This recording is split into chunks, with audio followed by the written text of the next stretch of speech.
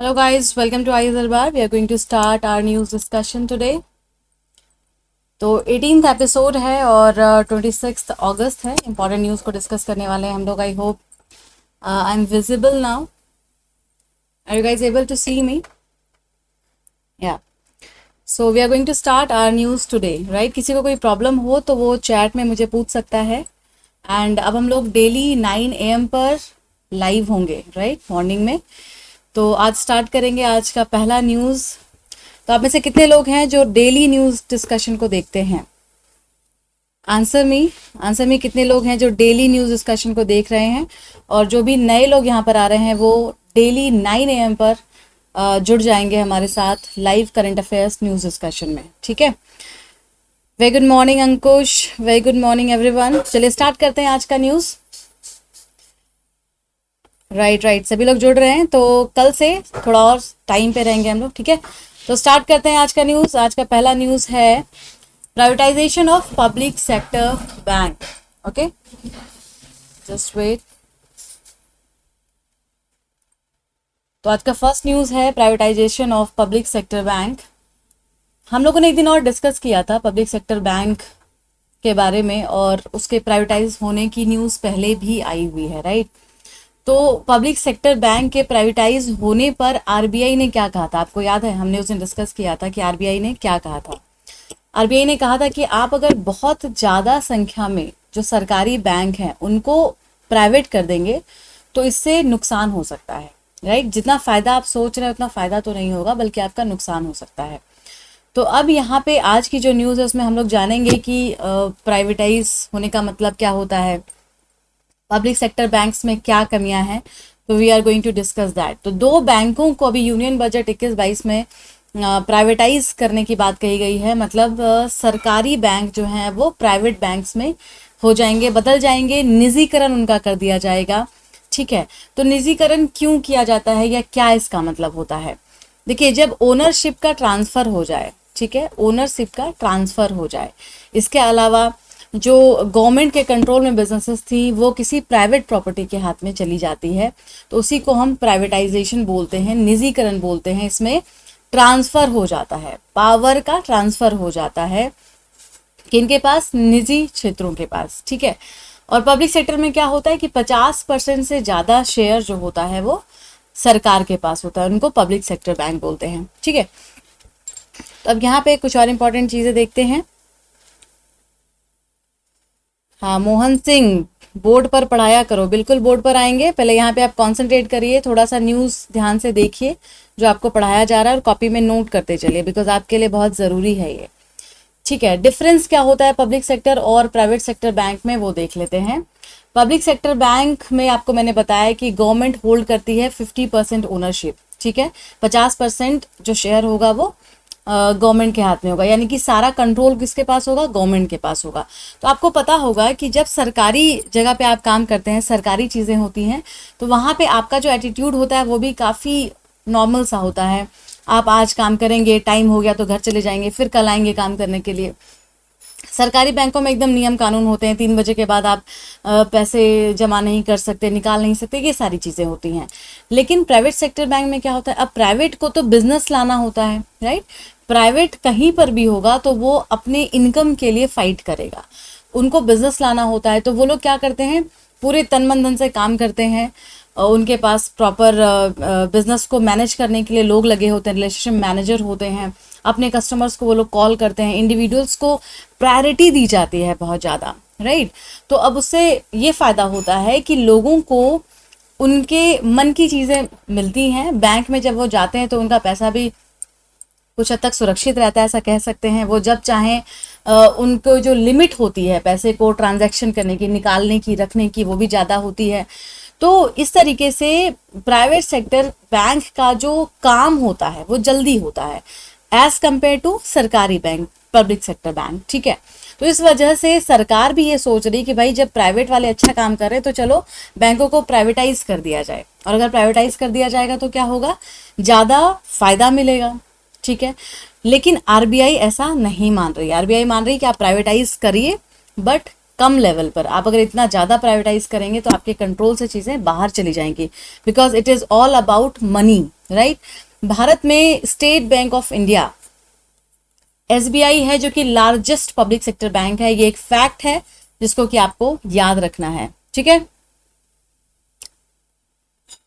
जय हिंद शिवनंदन, क्या हाल है? चलो स्टार्ट करो न्यूज़ देखना और इसको नोट्स बनाना भी शुरू करो। किसी को कोई डाउट हो तो क्वेश्चन भेजिएगा, मैं उसको देख लूंगी, ठीक है। तो अभी हम लोग दूसरा न्यूज़ देख रहे हैं। भीतरकनिका नेशनल पार्क से जुड़ा हुआ न्यूज़ आया है। भीतरकनिका नेशनल पार्क, क्या किसी को मालूम है कहाँ पर है भीतरकनिका नेशनल पार्क? फटाफट कमेंट में बता सकते हैं कि ये कहाँ पर है। अभी ये न्यूज़ में क्यों है? बिकॉज यहाँ पे जो एनिमल इस पार्क में पाए जाते हैं उनका ह्यूमन के साथ कॉन्फ्लिक्ट बढ़ सकता है। तो मैं कौन से एनिमल की बात कर रही हूँ? क्रोकोडाइल। अब ये जो क्रोकोडाइल है, क्रोकोडाइल और ह्यूमन कॉन्फ्लिक्ट हो सकता है कि बढ़ जाए, बिकॉज क्रोकोडाइल के पॉपुलेशन में बहुत ज़्यादा वृद्धि हुई है, ठीक है। तो इसीलिए भीतरकनिका नेशनल पार्क न्यूज़ में आया है। अब इसके बारे में बेसिक जानना बहुत ज़रूरी है कि ये कहाँ पर है। ये पूरा इंडिया का मैप आपको दिख रहा है, राइट। यहाँ पे आप देखिए भीतरकनिका इस रीजन में है, बे ऑफ बंगाल यहाँ पर है। ये आपका भीतरकनिका वाला रीजन है, ठीक है। ये गहिरमाथा वाइल्ड लाइफ सेंचुरी है। ये सारे आपको लोकेशंस दिख रहे होंगे, ओके। तो अब हम लोग जानते हैं कि यहाँ पे और क्या क्या खास बात है जिसको आपको याद रखना है। बिल्कुल सही जवाब है शबनम, ओडिशा आपने बताया भीतरकनिका नेशनल पार्क के लिए। बिल्कुल ये ओडिशा में है और यहाँ पर मैंग्रोव इकोसिस्टम भी पाया जाता है। Second largest mangrove ecosystem Bhitarkanika national park में है। क्या किसी को याद है जो लोग 2023 में एग्जाम देने वाले हैं कि फर्स्ट लार्जेस्ट कहाँ पर है? फर्स्ट लार्जेस्ट मैंग्रोव इकोसिस्टम, जल्दी बताइए कमेंट में। फर्स्ट लार्जेस्ट मैंग्रोव इकोसिस्टम कहाँ पर है भारत में? ये second largest mangrove ecosystem Bhitarkanika में है। और इसकी कुछ खास बात जान लीजिए, ये ओडिशा में है। अगर आपको लोकेशन पूछ लिया जाए तो याद रखिएगा। क्रोकोडाइल के लिए बहुत जाना जाता है। अब नेशनल पार्क से मैंने पहले भी आपको बताया था कि जब भी ये राष्ट्रीय उद्यान या नेशनल पार्क एग्जाम में आता है तो कैसे पूछा जाता है। आपको वहाँ के लोकेशंस के बारे में दिया जाएगा, वहाँ पे जो नदियाँ हैं उसके बारे में दिया जाएगा, जैसे कि उस जगह पर ब्रह्माणी, बैतरणी, धामरा, ये सारे रिवर सिस्टम हैं जो कि फ्लो करते हैं, उस इकोसिस्टम को यूनिक बनाते हैं, अलग बनाते हैं, ओके। अब आपको अगर ये स्टेटमेंट लिखा हुआ है, दूसरा स्टेटमेंट लिखा हुआ आएगा कि ये इंडिया का सेकेंड लार्जेस्ट मैंग्रोव इकोसिस्टम है, ठीक है। थर्ड आएगा यहाँ पे क्रोकोडाइल, जो सॉल्ट वाटर क्रोकोडाइल है, खारे पानी का क्रोकोडाइल, मगरमच्छ, वो पाए जाते हैं। एंडेंजर्ड, लुप्त प्राय, ठीक है, एंडेंजर्ड। तो आपको समझ जाना है कि बात कहाँ की हो रही है, भीतरकनिका नेशनल पार्क की हो रही है। क्वेश्चन किसी भी फॉर्मेट में आपसे पूछा जा सकता है, इसीलिए इसको दिमाग में रखना है। भीतरकनिका नेशनल पार्क के बारे में जो भी मैंने अभी आपको बताया नोट कर लेंगे उसको, ठीक है। यहीं पर गहिरमाथा बीच या फिर गहिरमाथा सेंचुरी भी है, ओके। अब गहिरमाथा सेंचुरी आपको याद है क्यों फेमस है? गहिरमाथा जो समुद्र तट है या सेंचुरी है, एक ऑलिव रेडली टर्टल होती है, कछुए की एक प्रजाति है ऑलिव रेडली सी टर्टल। तो बहुत भारी संख्या में वो यहाँ पर आती हैं। ये उनका ब्रीडिंग ग्राउंड है, जो गहिरमाथा पूरा बीच है, सेंचुरी है, वहाँ पे उनका ब्रीडिंग ग्राउंड है। वो सारे जो ऑलिव रेडली टर्टल है मिल करके यहाँ पर आते हैं प्रजनन के लिए, ठीक है। तो याद रखिएगा गहिरमाथा भी काफ़ी फेमस है, आपको इसको भी दिमाग में रखना है। आपके सामने क्वेश्चन आ गया, आई होप आप लोग इस क्वेश्चन का आंसर कर पाएंगे। जल्दी से बताइए। इफ़ यू वांट टू सी घड़ियाल इन देयर नेचुरल हैबिटेट, अगर आप घड़ियाल को उनके नेचुरल हैबिटेट में देखना चाहते हैं, मैं क्रोकोडाइल की बात नहीं कर रही हूँ, घड़ियाल की बात कर रही हूँ। Which one of the following is the best place to visit? तो आपको कहाँ जाके घूमना पड़ेगा? आपको क्या लगता है कहाँ की यात्रा करनी पड़ेगी? ये 2017 में यूपीएससी ने पूछा हुआ है। Options are Bhitarkanika mangrove, Chambal river, Pulicat lake और दीपोर भील। क्या किसी को याद है ये सारे लोकेशंस कहाँ कहाँ पर हैं? दीपोर भील कहाँ है, पुलिकट कहाँ है? जल्दी बताइए सभी लोग।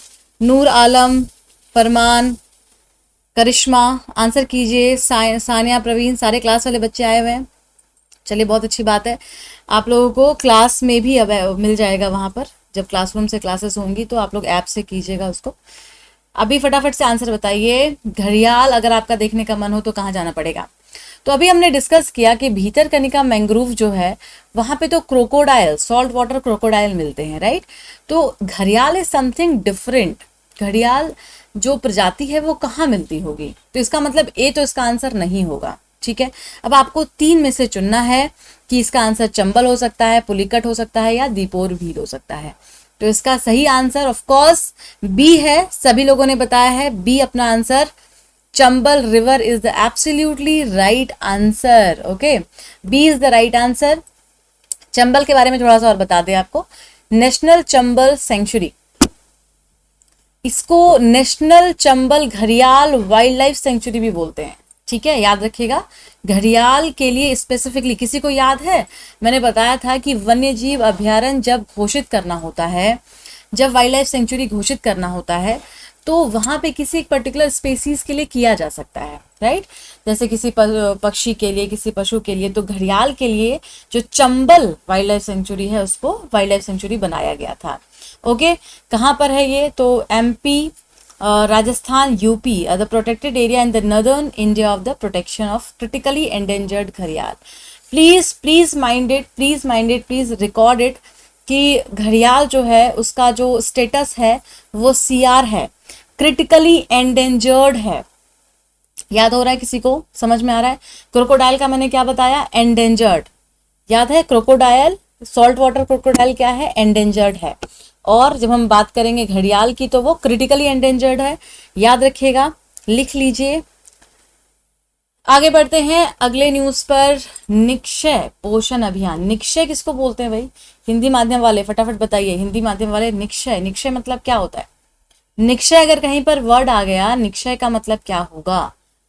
ठीक है, ये वर्ड किससे जुड़ा है? तपेदिक से। तपेदिक हिंदी में बोलते हैं, इंग्लिश में भी आपको नाम बोलूंगी तो सबको समझ में आ जाएगा। That is what? TB, tuberculosis, tuberculosis, TB, right? TV नहीं, टेलीविजन नहीं, ट्यूबरक्लोसिस ये एक बीमारी है, आप सभी को मालूम होगी, बहुत पुरानी बीमारी है। आपने कई अपने आसपास लोगों को सुना होगा। हालांकि गांव में जो रीजन है वहाँ पे टीबी को लेकर के अभी भी काफ़ी सारे नोशंस बने हुए हैं। किसी को टीबी होता है तो लोग बताना नहीं चाहते, छुपाना चाहते हैं, जबकि आज के समय में टीबी का इलाज बहुत संभव है, मतलब बिल्कुल ठीक हो सकता है, क्यूरेबल डिजीज है टीबी। फटाफट से कमेंट में बता दीजिए मुझे टीबी किससे होता है? ट्यूबरक्लोसिस, तपेदिक जो बीमारी है वो किससे होती है? कमेंट करके बताइए। बैक्टीरिया, फंगस, किस चीज से होती है? ठीक है, तो अभी आप लोग कमेंट करिएगा, मैं आपको यहाँ पे थोड़ा बहुत बताती हूँ इसके बारे में। निक्षय पोषण अभियान किससे संबंधित है? ट्यूबरक्लोसिस से। और अभी पता है न्यूज़ क्या है? न्यूज़ ये है कि सरकार की जो स्कीम आई हुई है निक्षय पोषण अभियान 2021 में, ये डाटा आया है कि सिर्फ 2/3 जो भी लोग टीबी से प्रभावित हैं उसके 2/3 ही लोग हैं जो इस पोषण अभियान का फायदा उठा पा रहे हैं। ये मैं आपको बताऊंगी पोषण अभियान क्या होता है। तो न्यूज़ ये है, यानी न्यूज़ जो है वो बहुत अच्छी नहीं है, खबर बहुत अच्छी नहीं है। इसमें इसका मतलब क्या है कि सभी लोगों को इसका फायदा मिलना चाहिए, क्योंकि अगर आज भी भारत में टीबी एक नोशन की तरह है, एक ऐसी बात है जिसको लोग छुपाना चाहते हैं, तो इसमें अवेयरनेस फैलाने की ज़रूरत है, लोगों को जागरूक करने की बहुत ज़्यादा ज़रूरत है। ओके, प्रियंका मिश्रा, बैक्टीरिया से होता है टीबी, बिल्कुल सही जवाब है। सारे बच्चे बता रहे हैं। Sania Praveen, bacteria, definitely correct answer, bacteria. तो इसका नाम ही है tuberculosis bacterium, mycobacterium tuberculosis. English में कई बार आपको, जब हिंदी मीडियम वाले जो स्टूडेंट को बोलती हूँ मैं कि इंग्लिश में आप लोग थोड़ा सा पढ़ा कीजिए, तो इंग्लिश में क्या फ़ायदा होता है कि आपके नाम में ही चीज़ें छुपी होती हैं और आप फटाफट से उसका आंसर ढूंढ लेते हैं। ओके, तो टीबी का कारण क्या है? बैक्टीरिया। नाउ अब यहाँ पे जो अभी आपको बताया मैंने कि टीबी ठीक हो सकता है, लेकिन देखिए टीबी के कई सारे लेयर्स होते हैं। So TB most common affects the lung, फेफड़े को अफेक्ट करता है टीबी। अगर आपसे कई बार होता है, पूछ लिया जाता है प्रीलिम्स में कि कहाँ पर इसका इम्पैक्ट है बॉडी में, तो फेफड़े को बहुत ज़्यादा इम्पैक्ट करता है। और अगर ये भी जान लीजिएगा कि अगर आपने टीबी का इलाज सही समय पे नहीं किया तो आपकी जो प्रॉब्लम है वो बढ़ती चली जाएगी और वो इस लेवल पे चली जाएगी कि फिर वो क्योर करना उसको मुश्किल हो जाता है। तो टीबी के कई सारे लेयर्स होते हैं। ओके, तो इसीलिए अवेयर करना लोगों को बहुत ज़्यादा ज़रूरी होता है। अब ये जो निक्षय पोषण अभियान है, सरकार इसमें क्या लेकर के आई है, क्या फ़ायदा देने वाली है लोगों को? निक्षय पोषण अभियान में इसको 2018 में लॉन्च किया गया था। अभी क्या चल रहा है? 2022 चल रहा है।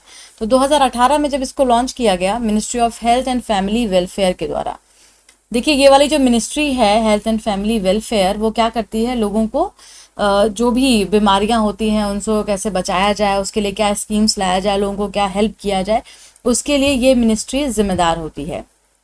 फाइन। तो टीबी के जो रोगी हैं उनको पैसे इसमें दिए जाते हैं, कितने? 500 रुपये, 500 रुपीज पर मंथ इसमें दिए जाते हैं सरकार के द्वारा, ताकि अब किसी को भी अगर ये परेशानी है तो उसको न्यूट्रिशन की ज़रूरत पड़ेगी। लेकिन आप देखिएगा टीबी ज़्यादातर ऐसे लोगों को होता है जो कि लोअर इनकम ग्रुप से हैं, है ना, जो गरीब लोग हैं थोड़े से, क्योंकि उनके पास बहुत स्वच्छ पानी नहीं मिल पाता, उनका जो कई बार एनवायरनमेंट के इश्यूज़ की वजह से वहाँ पर उनको दिक्कतें आनी शुरू हो जाती हैं। तो अगर वो गरीब हैं तो वो अपने लिए न्यूट्रिशंस कहाँ से लेकर के आएंगे, दवाइयाँ कहाँ से करेंगे? तो इसके लिए सरकार पूरी व्यवस्था रखती है। और इसमें डायरेक्ट बेनिफिट ट्रांसफ़र, क्या मतलब होता है डायरेक्ट बेनिफिट ट्रांसफ़र का? सब लोग बताइए, ज्योति, फरमान, सुमित, क्या मतलब है डायरेक्ट बेनिफिट ट्रांसफ़र? प्रत्यक्ष लाभ हस्तांतरण, आपके अकाउंट में सीधे पैसे भेज दिए जाते हैं। कोविड के समय में आप सभी लोगों ने ये शब्द बहुत सुना होगा, डीबीटी, डायरेक्ट बेनिफिट ट्रांसफ़र। तो अब इसमें लोगों को पैसे दिए जाते हैं, लेकिन क्या हो रहा है, लोगों को मिल ही नहीं पा रहा है पैसे, तो लोगों को पैसे नहीं मिल पा रहे हैं तो वो वापस वहीं पर हैं। अब अगला न्यूज़ देखते हैं, फटाफट से ध्यान दीजिए। जो मलेशिया के रॉयल चीफ हैं नेवी के, ठीक है, royal Malaysian navy chief Bharat दौरे पर आए हैं, विजिट पर आए हैं। तो अब इसमें इंपॉर्टेंट क्या है आपके लिए? उनका नाम नहीं, उनका नाम इतना इंपॉर्टेंट नहीं है, अगर याद रखेंगे तो बड़ी अच्छी बात है। समुद्र लक्ष्मण एक क्या एक्सरसाइज है? अगर आपसे ये पूछ लिया जाए कि कौन कौन से देशों के बीच होता है समुद्र लक्ष्मण, तो आप क्या कहेंगे? तो आपको फटाफट याद रखना है कि मलेशिया और इंडिया के बीच में होता है अभ्यास समुद्र लक्ष्मण, ठीक है। मलेशिया का ये वाला रीजन है, यहाँ पे देखिए आप, इधर इंडोनेशिया है, ये हिस्सा मलेशिया का है पूरा। ओके, ये जो रीजन है ना साउथ ईस्ट एशिया का, ये बहुत इंपॉर्टेंट है। यहाँ से क्वेश्चंस सर्टेनली आते हैं, मतलब 95% चांस है कि क्वेश्चन इधर से मैपिंग में आपको इनडायरेक्टली और डायरेक्टली पूछा ही जाएगा, तो इसीलिए याद रखिए इसको। ओके, आगे बढ़ते हैं। मंडला आर्ट या फिर मंडल आर्ट। अच्छा, आपको अगर इसको याद रखना है तो कैसे याद रखेंगे? मंडल आर्ट पहले होता क्या है? आर्ट किसी एक तरीके का आर्ट है, पेंटिंग है, देखिए यहाँ पे ये पेंटिंग्स बनाई गई है, ये आर्ट है बिल्कुल, ठीक है। इसमें जियोमेट्रिक डिजाइन्स होते हैं। जियोमेट्रिक डिजाइन्स मतलब पूरी जियोमेट्री का इस्तेमाल करते हुए क्या एंगल होना चाहिए, किस तरीके का होना चाहिए, सर्कल होना चाहिए, इस तरीके से ये डिजाइन्स की पेंटिंग बनती है। और जो पेंटिंग होती है वो डेटीज की होती हैं, देवी देवताओं की होती हैं, प्लस ब्रह्मांड की होती हैं, यूनिवर्स की होती हैं, ठीक है। तो आपने कभी भी मंडल का नाम सुना यूनिवर्स के कॉन्टेक्स्ट में? मंडल, तो ये वही वाला मंडल है। मंडल आर्ट मतलब यूनिवर्स की जो एक ज्योमेट्रिक पेंटिंग है, डिजाइनिंग है, डेटीज की, देवी देवताओं की, कॉस्मोस की जो पेंटिंग होती है उसी को ही मंडल आर्ट बोलते हैं। अभी ये न्यूज़ में क्यों है? बिकॉज यूके में भारी संख्या में इस आर्ट को अभी देखा गया, इसलिए न्यूज़ में। अगर आपसे पूछ लिया जाए क्या है तो आपको इसको दिमाग में रखना है। फाइन, आगे बढ़ते हैं। अगला न्यूज़ हमारा है आयुष्मान स्कीम को लेकर के। क्या आप में से कोई है जिनको आयुष्मान स्कीम का फायदा मिल रहा हो या उनके पास ऐसा कोई कार्ड बना हुआ हो? तो आप कमेंट करके बताइए। आयुष्मान स्कीम, वॉट क्या बोल रहे हैं फरमान? क्वेश्चन को सही से लिखिए। वॉट मतलब क्या, किस चीज़ के बारे में आप पूछना चाह रहे हैं? आयुष्मान कार्ड के बारे में आइए डिस्कस करते हैं। तो the beneficiary card of Ayushman Bharat प्रधानमंत्री जन आरोग्य योजना PMJ, ये बहुत फेमस स्कीम है।